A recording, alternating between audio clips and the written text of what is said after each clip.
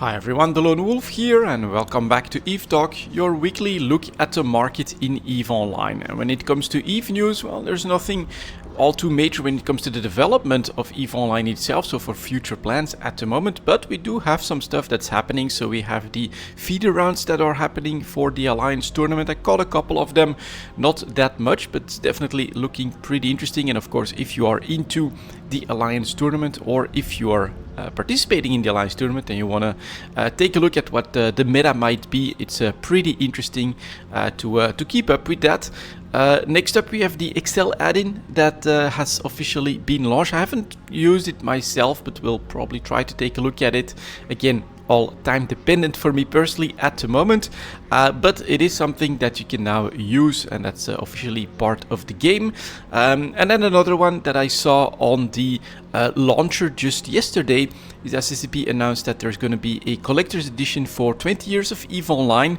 You can put it on a wish list at the moment, and then there's pre-orders that are going to open up next week. Now, I'll give you guys my personal take at the moment when it comes to the games industry in general on pre-orders. I don't do it.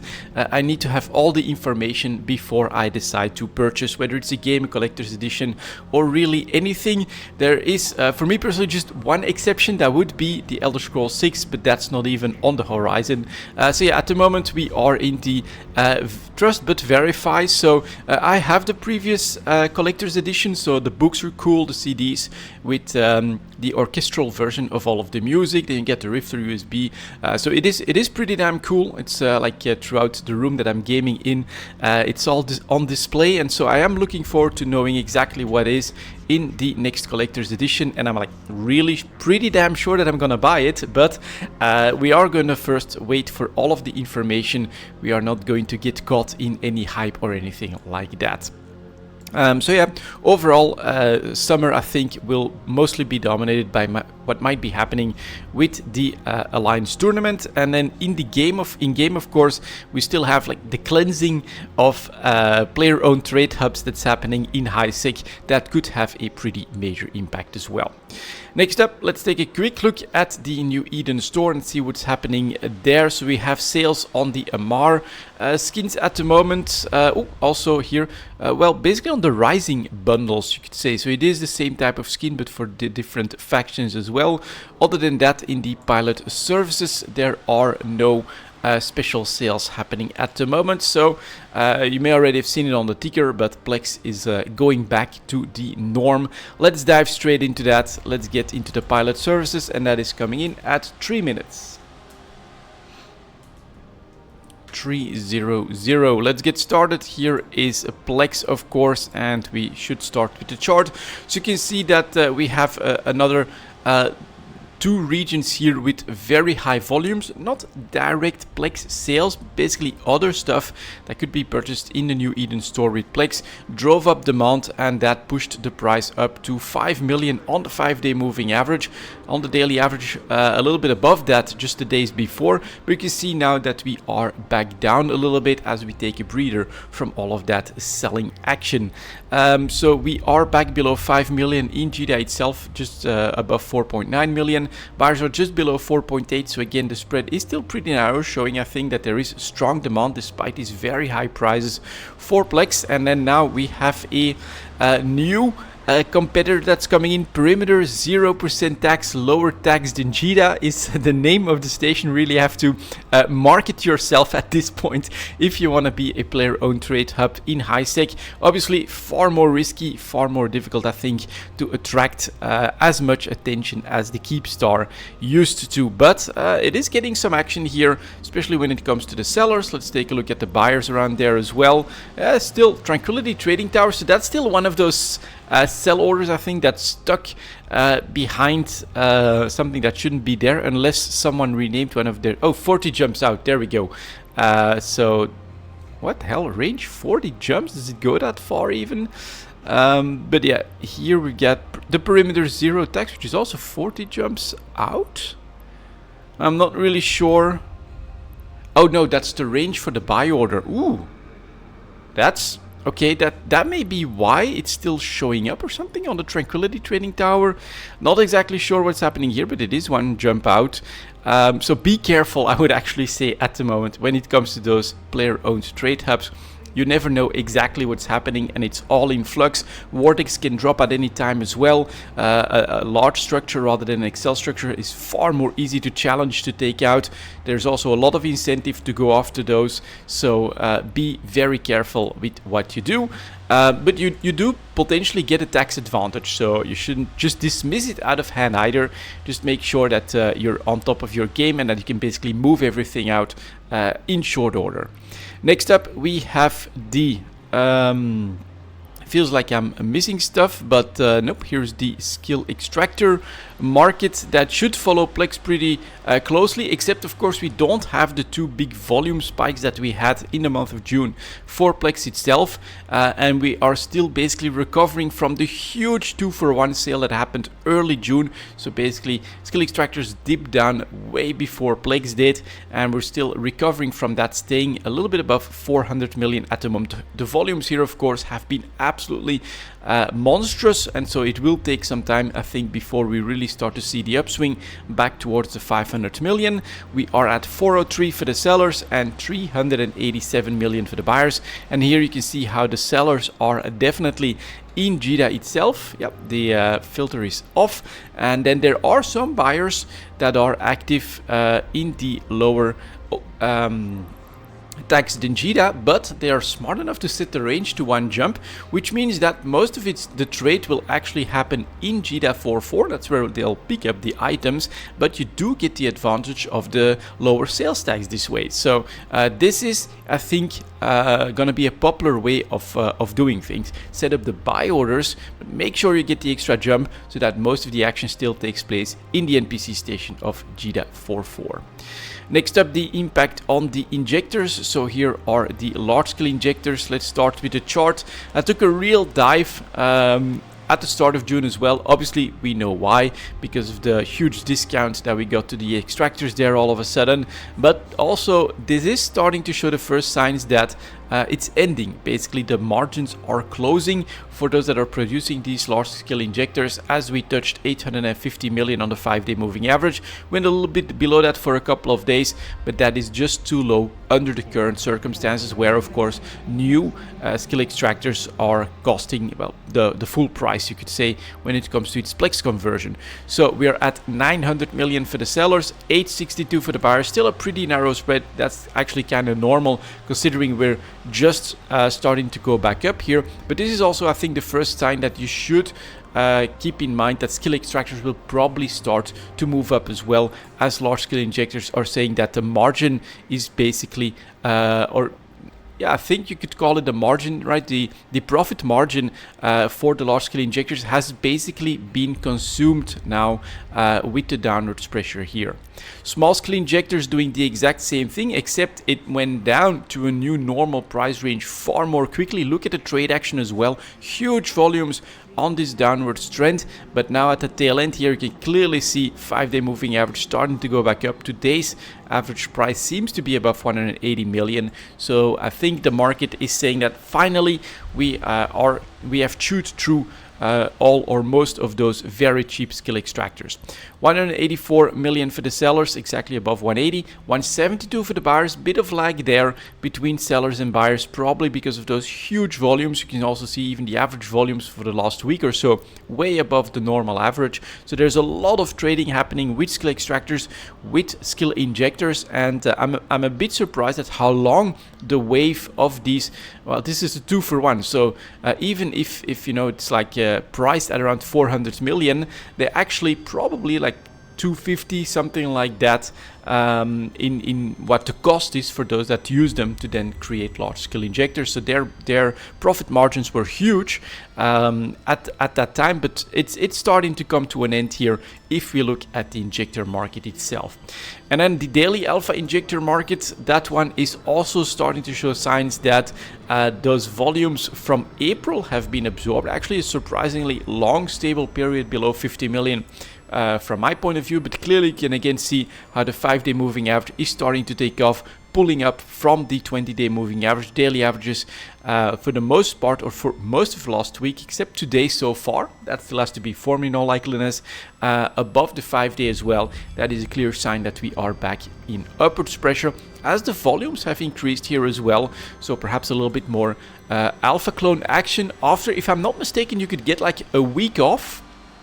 Or a week of free Omega, and that was maybe a week where lots of alpha players said, alright, I can take a break from the daily alpha injector grind, but after that week is over, they are back, and so their demand is back, and the price increase has started here. 48 million for the sellers, 45 million for the buyers.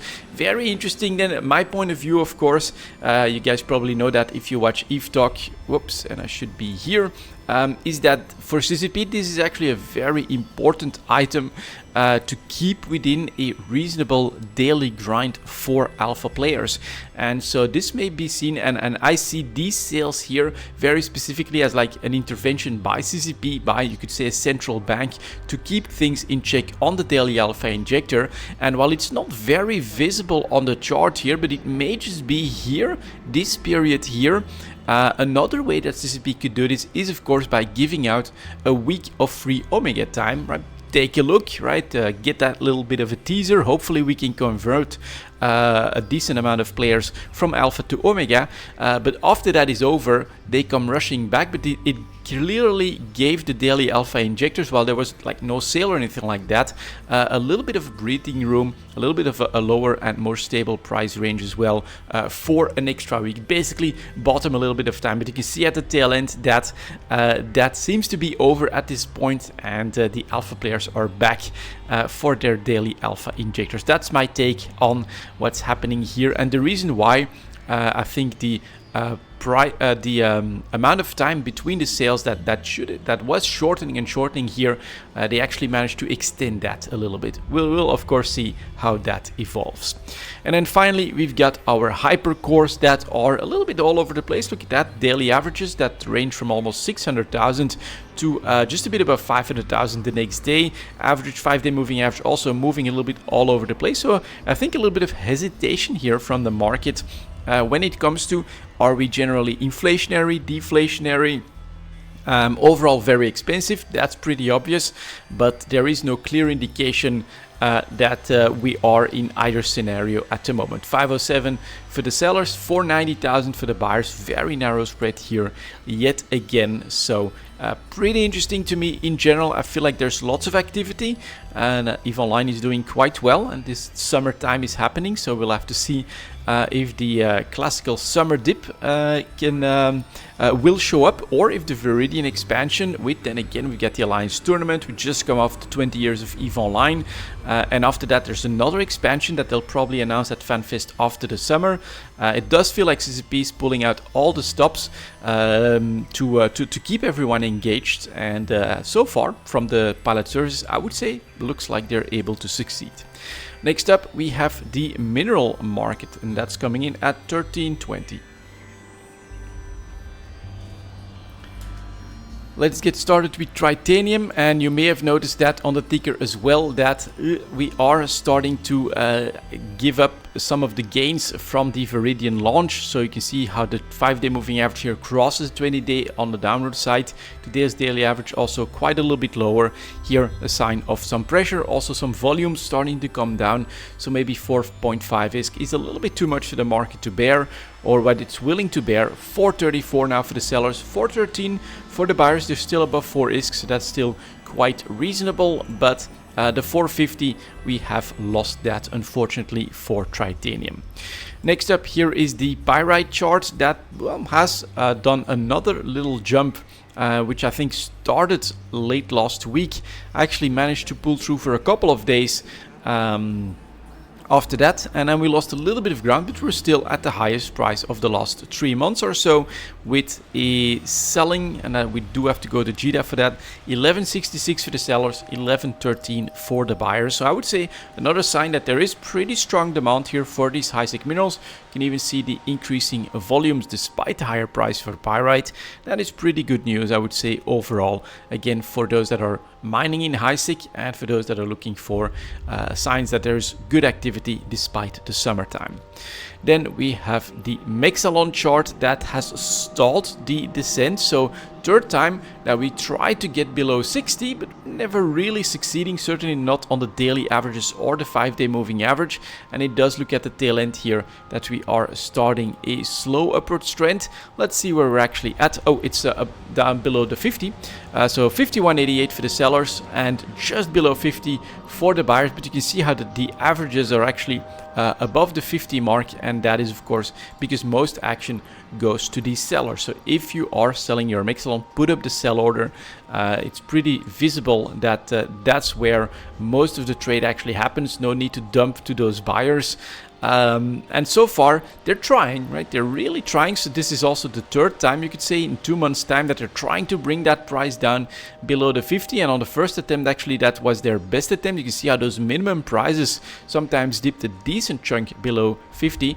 But it's harder and harder for them to actually get any sales happening below 50 lately, so they have to push towards that, but they're not willing to go that much higher for Mexalon at the moment.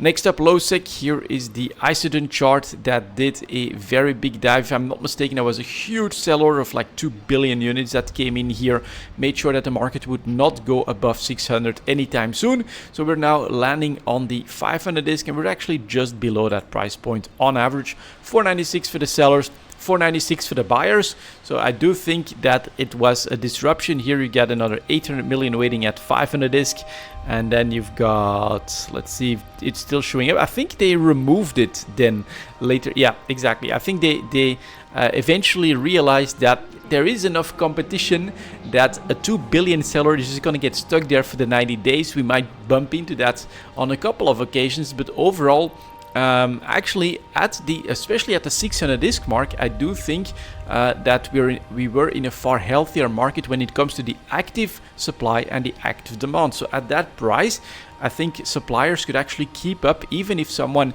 disrupts the market with a huge sell order. It was not necessarily going to be that sell order that was going to see all of the action. No, there is, especially at 600 disc, there is a give and take between suppliers and between buyers. Now, the response from the market, of course, is, whoa, that's another 2 billion units we got to go through. We know they're there, so they will find their way to the market. And I think in general, we were also in a cycle where low sec minerals were coming back down a little bit. So they settled, we're going down to the 500 million. The sellers took off his sell order and is now trying with still a big order here, but at least it's a little bit smaller, 880 million, just above the 500 disc. We'll see. You can also see that here, 78 days that it's been on there for a little bit, and so that is again going to keep us in check. Once we're through that, I think it is not impossible for us to go back towards the 600 on a little bit of like upwards move. An upwards move, perhaps some destruction in nullsec or something like that. But for now, Isogen is still again under the influence of old huge numbers that are finding their way back to the market. Then for Noxium is this chart, and that feels like it's basically a little bit more healthy when it comes to a supply-demand situation. So we get high points of around 1,000, low points at around 900, and we're starting to see a bit of a wavy pattern between those two. 903 now for the sellers, 898 for the buyers. So even just like with Tritanium, we're seeing buyers trying to break that 900 disc range, which has been defended for the last 3 to 4 months, but they're trying to find that new range. So far though, not really succeeding all that well. Demand is strong enough to really spot Noxium below 900 as an opportunity to grab some cheap materials. That's exactly what's happening here in the last couple of days, pushing the average price back above the 900 disc. It's going to be interesting to see again what's going to happen here, but again, I think that this sort of confirms the story. If right now, right at this point, someone would come in and bring in 1 billion units of Noxium at like 902 or something like that, well, then those buyers would succeed and we would move to that lower price range. And that's exactly what's happened with Isogen. That is what's probably, I mean, you always have to be careful. EVE Online's been around for a long time at this point, but that's probably not as likely in the Noxium market. Next up, we have null-sec. So here is the Zydrine chart that is settling on 2,500 discs. A little bit of downward pressure still for the week. 2,517 to 2,490. Very, very narrow spread. Basically 2,500 discs for Zydrine is what you are paying at the moment.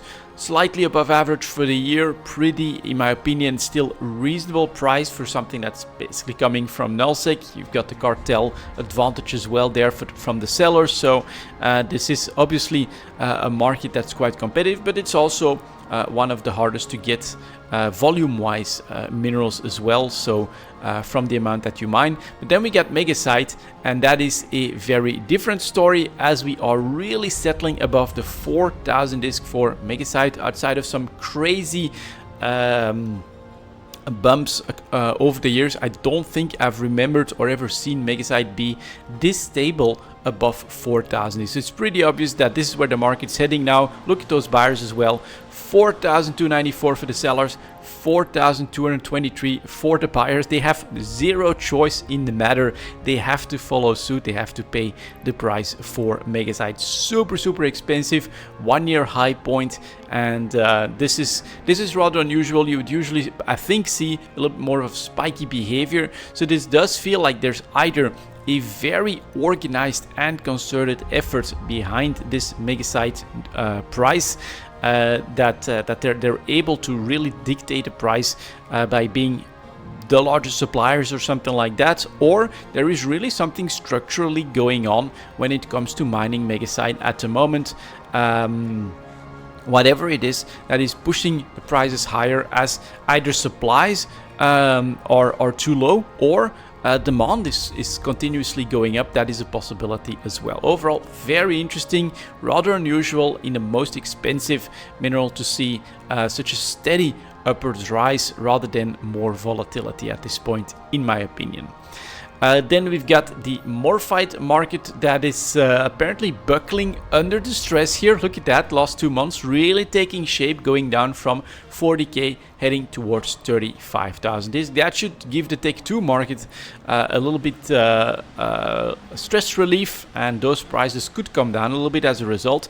37,000 for the sellers and 36,000 for the buyers. There are still buyers in this market, but here a little bit surprising, right? I always felt like Morphite might be a little bit relatively close to Megasite when it comes to activity and zone and things like that, but very, very different here. Slow burn after a very stable period around 40,000 disc for like the last 10 months. We are now getting into a different market when prices are going down substantially for Morphite. But again, not good news for Tech 1 manufacturers or capital ships necessarily. For Tech 2, this could give them a little bit more of a profit margin on their production at current prices. Next up, we have the PI market at 23 minutes. And let's go through the list here for the PI market. So we have obviously been dominated in the last 6 months or so by very high prices, very high demand, as most of that, I think, came down to capital ship production that now requires PI. It's also one of the levers that CCP has in hand, but we now also have new capital ships that have been brought with the Viridian expansion. Bit of an arms race, some action in null-sec as well, and as a result we get a chart like this with broadcast nodes that still start below 1.5 million at the start of the year and are currently going once again above 2.5 million for the sellers. 100k spread between sellers and buyers, so very narrow, very strong demand, and we're basically back at that highest range of the year. For construction blocks, we are continuing to see downward pressure. That is interesting. First one, and really for one of these refined PI materials, that is showing that hey, we did just move back to the normal range from before the last 5-6 months. So that's very interesting, and sellers are actually coming in at just 10,000 disc or just below that. 9,700 disc for the buyers. Very narrow spread. I do think that this is seen as an opportunity by the buyers, but a very significant move down here over the last 2-3 weeks. Next here is the coolants market that had a similar move at the start of June, but never made it back to that 10k average. So we stayed in a more expensive range, and you can now see that the buyers are back, I'm going to say, as the prices have gone back up towards 15k on the chart. 14,400 for the sellers, 13,700 for the buyers. A bit more spread here than with construction blocks, but still well below 10%. So it's really a narrow spread here, again showing, in my opinion, that strong demand is still a reality so far. Next up here is enriched uranium. That one had a little bit of a loss, but again from 20,000 discs, so that's like double the price from the start of the year, and we are settling just below 15,000 discs. Still, again, look at that as well, 14,470 to 14,130. Zero spread here, showing super strong demand and a very expensive price still. Integrity response drones, these dropped off sharply with the Viridian expansion. Potentially here we had a real change that was added there to a part of the manufacturing base that brought us back down to 2.5 million. As we did below that, though, the market saw that as a bit of an opportunity. Sellers are at 2.4 million, buyers are almost at 2.4 million as well. So I think here a little bit of searching for the new price range, but the market is indicating that CCP's effort might just have brought it back to the more normal price of 2.5 million for integrity response drones. Mechanical parts also losing a little bit of ground over the last 2 months, but again from 15,000 disc, which was 50% higher than the start of the year. And mechanical parts, very common, super easy to make on one of the most common planets in the game. So still going for almost 13,000 disc, and again a spread of just 400 disc is nothing here. Strong demand, very nice price. Anyone that's making PI at the moment, I think, is very happy, even if the profits are slowly starting to see a little bit of pressure, especially in the easier to make stuff. Miniature electronics also had a spike up above 20,000 disc. That's not all too not a price range that the market can maintain indefinitely, in my opinion. We are starting to see, in my opinion, a little bit of a change after the Viridian expansion, with some a bit of a release of pressure on PI here. So miniature electronics, I mean, still selling for 16,000 discs, still very expensive. 15.4, so again just 500 disc spread here, nothing percentage wise. So very strong demand, but a little bit of pressure. We are settling down to slightly lower prices for the more base materials. We have our nanofactories also giving up this week. Still maintained 1.5 million last week. I mean, giving up, it used to be less than a million. It's still going for 1.3 million, but it is losing that highest edge. And so this might actually be a first sign that summertime is coming, right? You cannot keep the arms race going full bore when a decent part of your player base is actually taking a little bit of a break from EVE Online. I would not be surprised that this is actually part of the equation for the current dip, which does mean, I think, that if something big happens, or we get back with the expansion, for instance, that we could be up for looking at another push-up for PI. That's of course pretty long-term prediction, and don't take it too seriously. I don't have a crystal ball or anything like that, but this may be the first sign that lower activity throughout the summer, it is something that's just part of reality, and it may show up here in PI first, as we also get a little bit more room here in the last week for organic more applicators. Don't let me tell you that this is cheap and that there is no demand. Look at that, 1.335 million, 1.321 million. So the spread is non-existent between sellers and buyers at these slightly lower prices. But across the board, you can see here we are losing a little bit of ground. Sometimes because of what changes in the Viridian expansion, but I think sometimes as well potentially just a little bit lower activity and a little bit lower demand as a result. 1.7 million to 1.685 million. Again, the spreads are just nothing, but here you can see those minimum prices for robotics also starting to go just shy of 100,000 disc. 103 to 99,000. This is honestly, this is from my memories playing EVE Online for I think over a decade at this point. This is how I remember robotics being pretty much all the time. Sellers just above 100k, buyers just below that 100k average. That is what specialized PI materials robotics used to always be at. And you can see how we come from a period where we were commanding 110,000, 10% more pretty easily, but last couple of weeks again after the Viridian expansion, a little bit more room here. Next here is the rocket fuels, same story you could say, as we are starting to see minimum prices heading towards 13.5, just below 14,000 to the sellers, and there we go, 13,300 for the buyers. Bit more spread opening up on this one. Self-harmonizing power cores, same story after the Viridian expansion. Still a bit of a premium above 2 million, but not too much anymore, 2.2 to 2.1 million. Our smart fab units, well, this one is a little bit harder to read because of its increased volatility and the far less consistent volumes, but yet again the last 2 weeks here a little bit down from above 130,000 to below on average. So that does mean that there is some selling action to the buyers that's happening here as well. Sterile conduits against the grain are going to the highest range of the year, going above 1.5 million here, 1.7 to 1.6. So that could be part of the changes that CP has made, or perhaps the new dreadnought or something like that. Require a bit more of this, but supercomputers, same story after Viridian, a little bit better, but still very, very expensive compared to the start of the year. Here is our synthetic oil market. That one perhaps gave that ground towards 10k a little bit more early, and demand is here. So you can see here volume shooting up, and then we can buy synthetic oil below 10,000 disc. Let's get as much as we can, and sellers are back at 12k. Next here are our synthetic synapses. A little bit different here, I think, tied to implants, and perhaps with the dreadnoughts and things like that, a little bit of implant action is to be expected.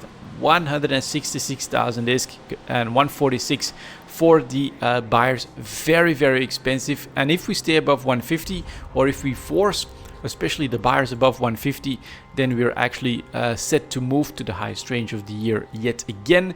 Transcranial microcontrollers, you can clearly see here as well. Last couple of months we're starting to get around 130 as an average rate. We're just below that now for the sellers, but clearly super expensive again. And then our water-cooled CPU have that a little bit more classical. We got a little bit more room here, but again, starts the year at 5k. Ends the year well over 10,000 at, in fact, 12,340. A bit more spread on this one though. And then our wetware mainframes, also a little bit against the grain, are just touching 3 million and a 1-year high point right now. And buyers are, well, 40,000 off. So again, the spreads are non-existent. There is demand. And so I think the reason why we've got this little bit of a mixed bit of data here is because on the one hand, right, the large groups, I mean, they are organized, and there are industries out there that are in control of huge parts of especially capital industry production, and they are keeping that arms race going. But I think you're especially seeing that in some of the easier to make stuff, where it's part of it is also just the general population, Omega population, that just, you know, like myself, I mean, I make coolants and I make mechanical parts and some other stuff as well, just as part of my daily routine. And if that starts to drop off a little bit, but also the side activities around all of that starts to drop off as well, then perhaps this is the reason why we've got both downwards pressure, and yet in the more complex stuff, we have some 1-year high points as well. So overall, PI, I think, is still doing very well. So it'll be interesting to see how the summer pans out. But it's also trying to find its place at the moment after the Viridian expansion, with the summer that's coming, with the new ships and all of that stuff. So it's in an interesting spot.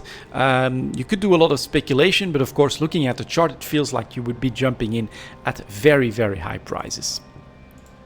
Next up, advanced moon materials, 33.55. Let's take a look at these. So here are the carbides first. Crystalline carbonite for Galente production. So with the Viridian expansion, huge volume increase, very, very violent spike up to 300 disk all of a sudden, and we are now losing a little bit of ground, settling, but obviously gains have been made. We're just below 200 disk at 180 to 180 pretty much for the buyers as well. So again, spreads are non-existent. There is a lot of competition, a lot of action in the EVE economy, I think, especially here in GDAF 4.4 at the moment, but in general this is a sign, I think, that there is a lot of action. And the Viridian expansion did change things quite drastically. If we look at titanium carbide next, same story here, spike up to 250 ISK. Here we have lost most of our ground compared to the last couple of months, so we are settling at 153 to 145. For Minmatar, the least popular ones, that is not good news here. So CCP has very specifically done here in December a nerf to moon mining to the output in order to try and protect the value of what's being mined there, but it's not stopping the Fernite carbide to go back towards 100 disk, 104 for the sellers, 103 for the buyers. And I think a big part of the trigger is, if I go back to a couple of these, that we went below 100 here. I think for the Caldari one we did as well.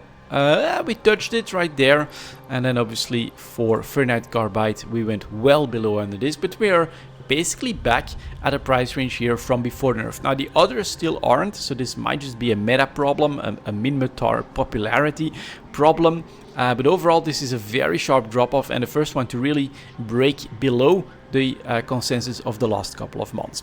And then Amar was actually doing the strongest and is still doing the strongest. Look at that, spike up to 250, but here we are not just diving back down, we're still at well above the averages, 200 disk for the sellers, 190 for the buyers. So a very mixed picture here yet again, with Minmatar clearly struggling to keep up with the others.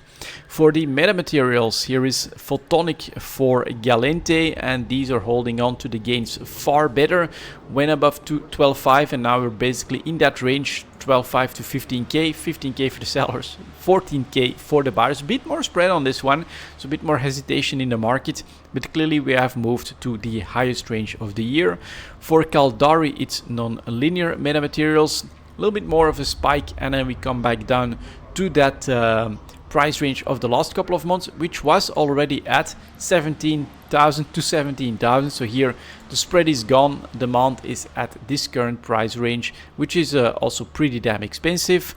Then for Minmatar with the plasmonic metamaterials, we again have a very different chart. We do get a spike to 1 year high points, but that's just about 15k, so again not 20,000 or anything like that. And then the subsequent reaction from the market, that much supply comes in compared to the demand, that we dive right back towards a price very close to 10k, 11,500 to 11,400. I mean, it's not that close to 10,000 disk, but again, the lowest price point of the year was before the nerf, below 10,000 disk, and we're just like 10% above that. So it's definitely a very sharp and fast drop off.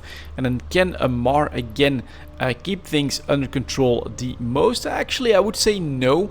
Went to 20,000 disk, lost 5,000 of that at the moment, and is back again at that higher range for the last 4 months or so. 16,000 for the sellers, 15,000 for the buyers. So on this one, it's actually Galente with photonic metamaterials that is maintaining that higher range, which granted is lower than the other metamaterials at the range between 12.5 and 15,000. We still have some others just to get a feel of what's happening in general. So fermionic condensates is starting to come down from its high as well. Again, Viridian spike, 50% close to that, probably 40%, something like that, increased price, and we have started to lose a little bit of that at 68,000 to 55,000. Spread is here though, so be careful, this could come back down to the previous range pretty quickly. Next here is Ferrogel, slowly coming back down, still a good range, but back in the range of the last 4 or 5 months. Next here is Fullerenes, Viridian spike yet again, and actually doing very well, staying above 1,000 disk for the sellers, 955 for the buyers. That's not a big spread, so here there does seem to be some gains that have been maintained. Hypersynaptic fibers, again highest trade range, yes, but nothing all too crazy. Nano transistors stuck on 3,000, so actually hardly noticed the Viridian expansion there. Then we get phenolic composites. That's a Viridian spike. Came back down, stayed at towards the highest range of the entire year, so very expensive, and actually manages to climb a little bit for the week at almost 2000 ISK. 1940 for the sellers, 1910 for the buyers. So the spreads again very narrow, lots of action, lots of competition. And then, all right, a bit of a surprise, but pressurized oxidizers doing a late spike in just the last week here, going to almost 15k for the sellers. But buyers here are careful, so that's a sign that in all likeliness will move back down pretty quickly, as they're still at 12,500, which is down here on the market. Reinforced carbon fiber staying pretty stable. Average price for the last 7 months or so, actually at the lower range of that, but still quite nice gains on the year, of course. And then we get ceramic fibers, Viridian spike, fully absorbed. We're still slightly expensive on the year, but nothing all too crazy. So mixed pictures here yet again. I think a lot of it basically depends on the meta and the Tech 2 items that are behind all of those potential meta changes, like Minmatar not doing too well, Amar doing very well in general. So the impact on the Tech 2 ships, can Morphite basically put a little bit of pressure on all of that? 40-30 for Tech 2. Let's go through the list. Here is the Basilisk chart. No, actually a opposite move. Here went up to 230 million basically early this week. I want to say 1 to 3, yeah, basically probably just after I did Eve Talk, but now it's still 195 million for the sellers, 160 for the buyers. You can see a little bit more spread definitely on this one, on these high prices, but very expensive, and basically a 1-year high point that happened last week. Unfortunately we missed it, but you could still sell in all likeliness at a nice profit at the moment. Next here is the Cerberus. That's a far more wavy pattern within a very stable range above 150 million, but we are back at the high part of that as well, at 176 for the sellers, 160 million for the buyers. The Curse is up a little bit this week as well, touching 200 million now for the high points, so just shy of 200 for the sellers, 180 for the buyers. It's nothing too crazy, but clearly it's the third one that's upwards. And then the Damnation has just settled at a price below 300 million. Minimum prices were slowly coming down, so the spread should be it's actually still 20 million here, 295 to 274 million. That is less than 10% though, so that is nothing like a huge opportunity or anything like that. The Deacon continuing the slow and agonizing downward trend for 2 months straight. Look at that, and now well below 20 million, selling for 18.5, buyers at 16.4. Eventually the jumping point is right, but just like here in January, I think what you're dependent on is for something to happen in nullsec, where such a big battle happens that a Deacon fleet makes sense to field. Then we got the Eagle. Clearly a lot of pressure on this one, with data points at the moment well below 130 million. Yeah, 122 to 115. If I look at this entire chart, I would say that this is an Eagle buy opportunity, but make sure you go through the patch notes on ship changes, because it is possible that part of this is a nerf for the Eagle as well. So this is quite counter to the grain pronounced buy opportunity below 130, you could say, on this chart, but be careful. Might just be that it has lost even more opportunity somehow.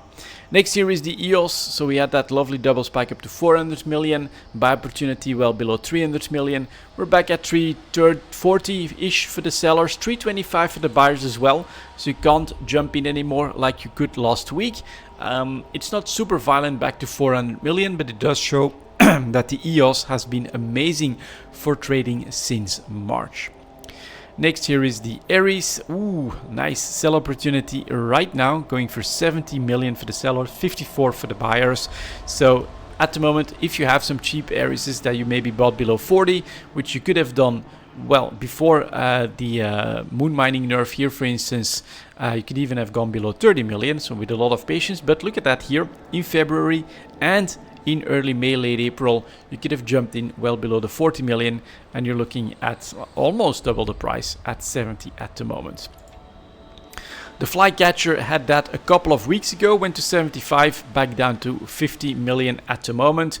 Buyers are at 47. That is really a decision you have to make. Do you accept that basically this is the new range or the last 4 months or so, so buying below 50, but even then you get data points here that we can get close to 40. For me, this is still too early to jump back in.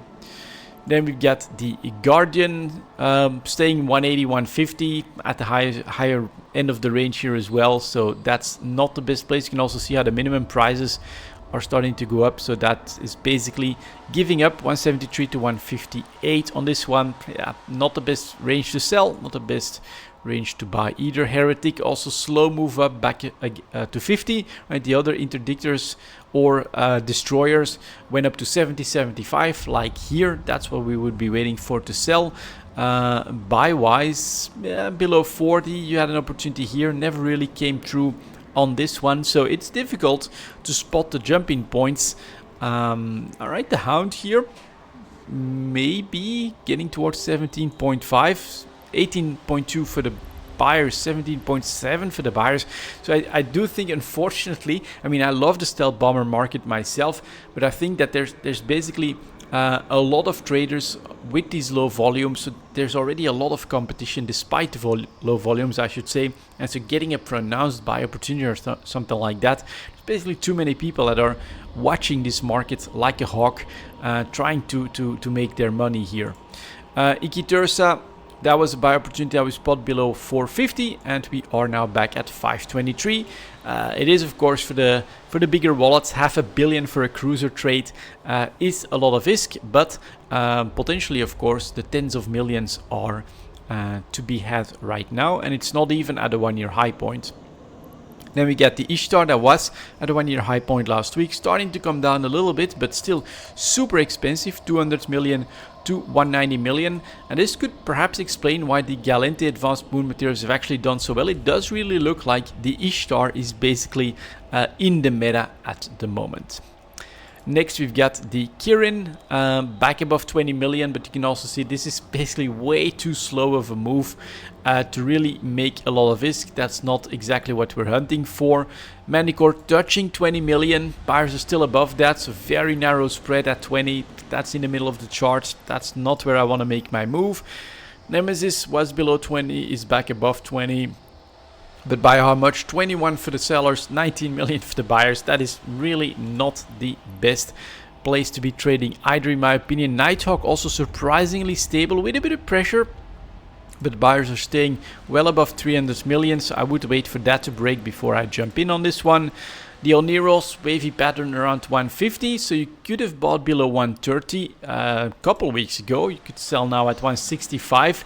There is potential here, but one thing to be careful for with the Oneros, of course, the volumes aren't that great.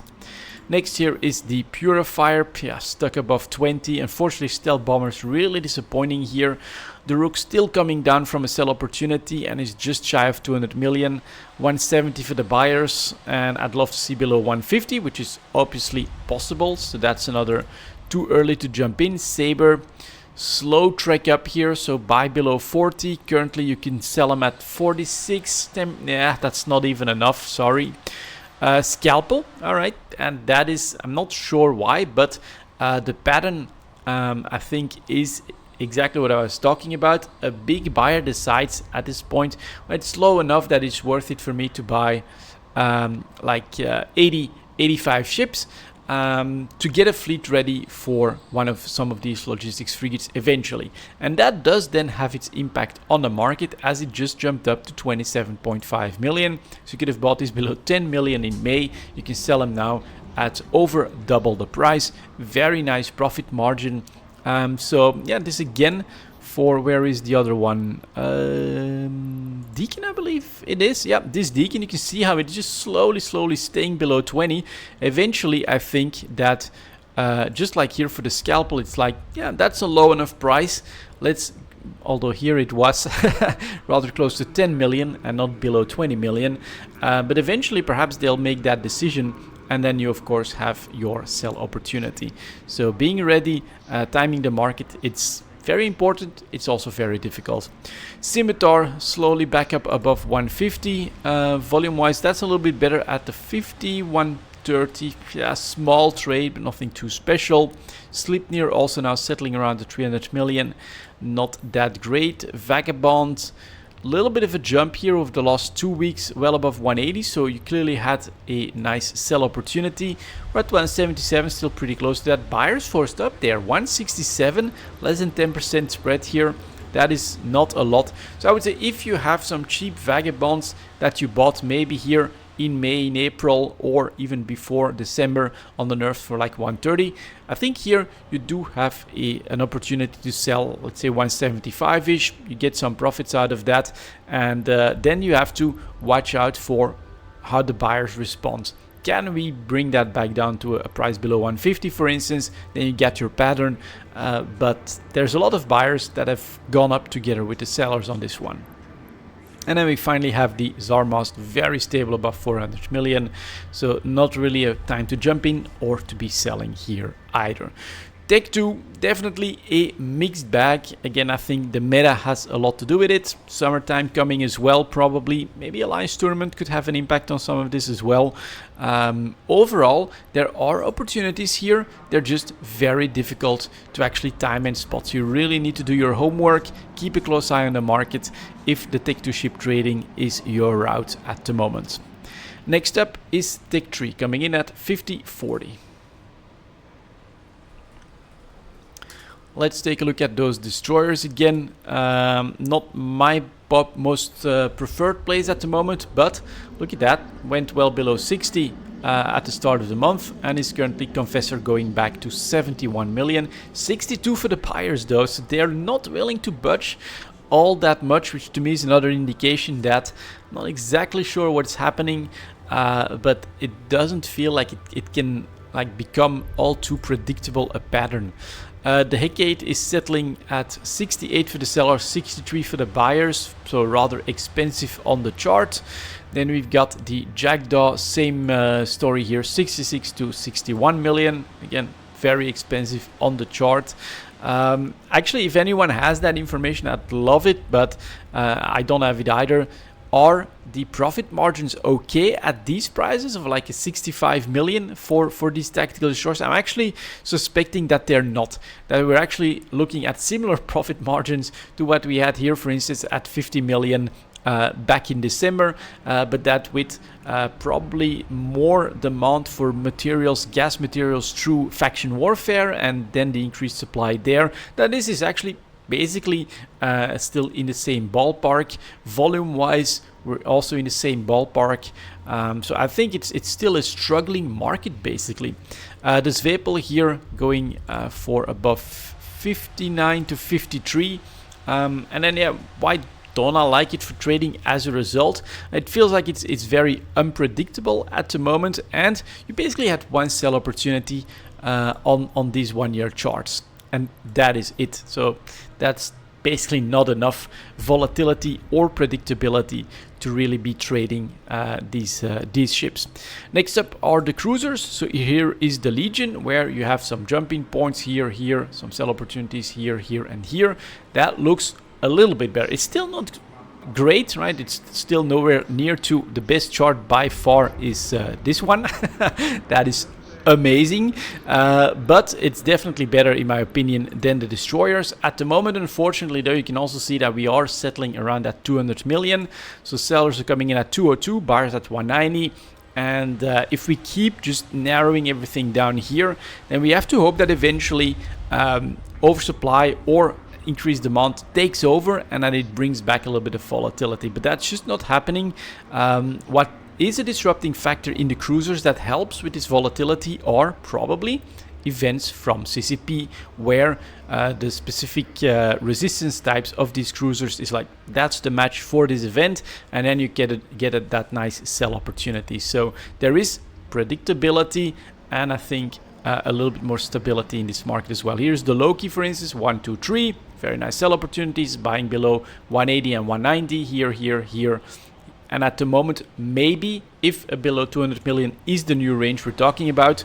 But again, 207 to 197, very narrow spreads right in the middle of the chart. I don't like where the market is here. I hope we get that volatility, and hopefully it's downwards, that we can actually get a buy opportunity, because that's actually been a while. And I think on lower summer activity that can actually happen, but at the moment we definitely have to wait and see to eventually hopefully see this, but maybe from this range. So the Proteus just went back down below 200 million, currently selling for 194, buyers are at 185.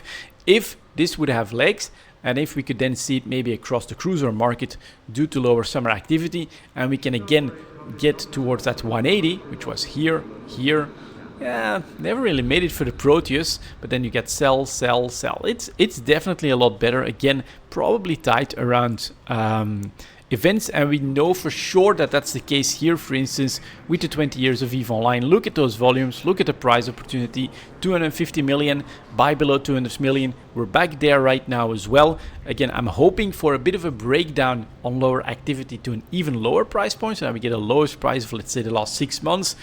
Can jump in on that and then wait for the right event. You've got your profits on the books. I far prefer this still at the moment compared to the destroyers. 201 to 191, so all of them are really in a similar range, pretty narrow spreads between sellers and buyers, all moving towards that 200 million. That is the bad news, because that feels like uniformity, stability, where we can really get stuck.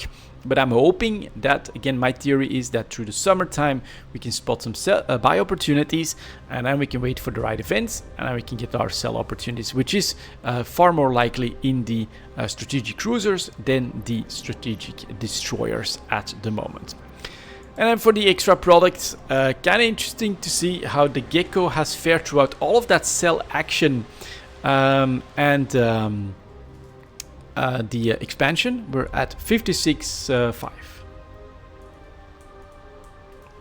Let's take a look at that. Ooh, so that's very interesting to me here as well. So the way I look at the Gecko, because of course with its nature, it's a little bit like, they're a little bit like gold bars in EVE Online. You can't just make more of them whenever you want. CCP decides a lot on that. But you can see here that psychology, I think, plays a huge role, as a lot of players were expecting the Gecko to be part of the 20 years of EVE Online reward structure. That didn't happen, and then they kind of went crazy a little bit, pushed the bubble up to 150, 160, maybe even more, 160 million for a Gecko. Very nice profit, especially if you manage to buy our gold bars here below 100 million, 60% profit, really nice. You can see how now we're settling back down, still at a profit of around 30% at the moment, almost 40 actually, 137 million to 128 million.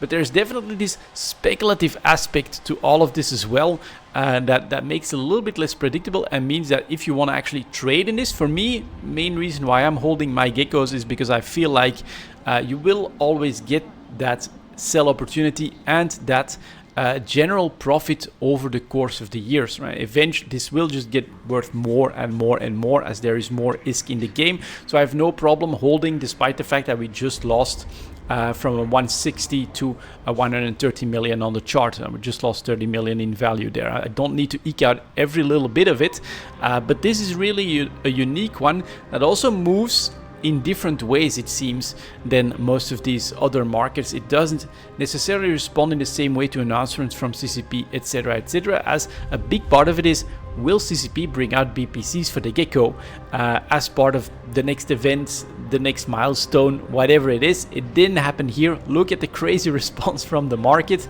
Now we're settling down on that, but clearly again at the higher range here for the last 6 months or so. Very nice gains on the 1 year. For me, this is a little bit like an inflation hedge, but it's very nice to see some volatility here as well. So for those that want to actively trade in the Gecko, you can clearly see that there are opportunities here as well. This is a long game item though, unlike Take 2 ships, where you can have like right? There's a big war, so here's your sell opportunity. Oh, we're in a bit of a slump when it comes to destruction, so we get a glut oversupply. Here's your buy opportunity. It's really different here. It all depends on CCP. So my general feeling is that this will protect you against inflation. It'll be harder to actively trade in, but of course 100 million to 160 million, that's not that bad, and you actually get 2 of these runs over the year, which is well, twice as much as, for instance, those tactical destroyers in general. So yeah, I think the Gecko, again, for me, I'm holding on to them even at this price, and what I'm looking at is when CCP comes in with more Geckos production, I'll just load up on more of these as well to try and protect the value of my time in EVE Online. That's how I look at the Gecko. Very interesting and unique item, and definitely a part of the EVE Online economy. There's some others like tournament chips and things like that as well that have some aspects of the way the Gecko works, but this one, of course, 100 million is affordable, it's doable, it's something that can easily be reached and that you can work towards. So there we go, that's it for this EVE Talk, guys. Thank you very much for watching, and as always, I'll see you next time.